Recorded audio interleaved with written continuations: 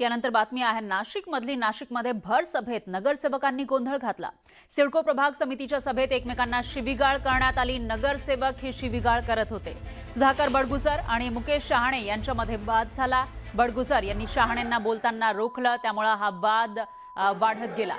दूषित पाणी पुरवठ्याच्या मुद्द्यावर बैठकीमध्ये हा वाद झाल्याची माहिती समोर आली आणि त्यानंतर हा वाद विकोपाला गेल्याचंही पाहायला मिळालं।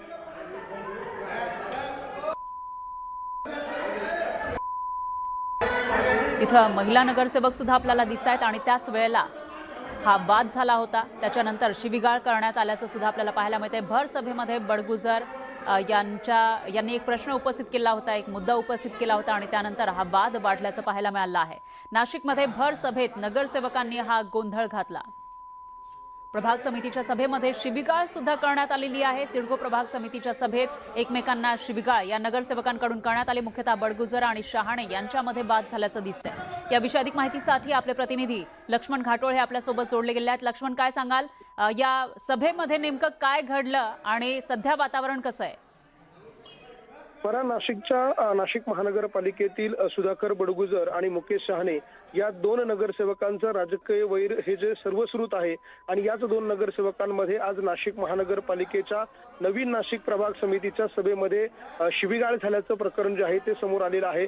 प्रभाग समितीची सभा सुरू होती। या प्रभाग समितीच्या सभेमध्ये मटाले नामक एक नगरसेविका आहे। त्यांनी त्यांच्या प्रभागामध्ये दूषित पाणी येत असल्याने एक दूषित पाण्याची बॉटल त्या ठिकाणी सभापतींना देण्यासाठी आणली। त्यावेळेला नगरसेवक मुकेश शहाणे यांनी असं सांगितलं की ही पाण्याची बॉटल जी आहे ती अधिकाऱ्यांना द्यावी आणि सभापतींना सांगितलं की आपण बसूनच ती पाण्याची बॉटल स्वीकारावी, उभं राहण्याची गरज नाही, आपण सभापती आहात।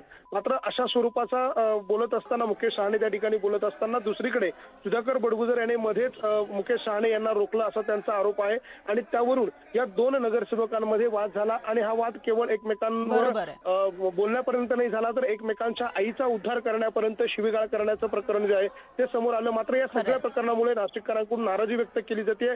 ज्या ठिकाणी नाशिककरांचे प्रश्न मांडले जावे अशी अपेक्षा नाशिककरांना आहे, त्या ठिकाणी दोन नगरसेवक आपलं राजकीय शत्रुत्व कशा पद्धतीने काढताय, एकमेकांना शिवीगाळ करताय आणि शिवीगाळ केवळ वरवरची नाही तर कमरेच्या खालची भाषा त्यांच्याकडे त्या सभागृहामध्ये वापरली जाते। त्यामुळे नाशिककरांनी या सगळ्या प्रकारावर नाराजी व्यक्त केली आहे। खरं आहे लक्ष्मण, त्याच्यामुळे आता तरी हे जे नगरसेवक आहेत ते धडा घेणार का ते बघावं लागेल। धन्यवाद तुम्ही दिलेल्या या सविस्तर माहितीसाठी।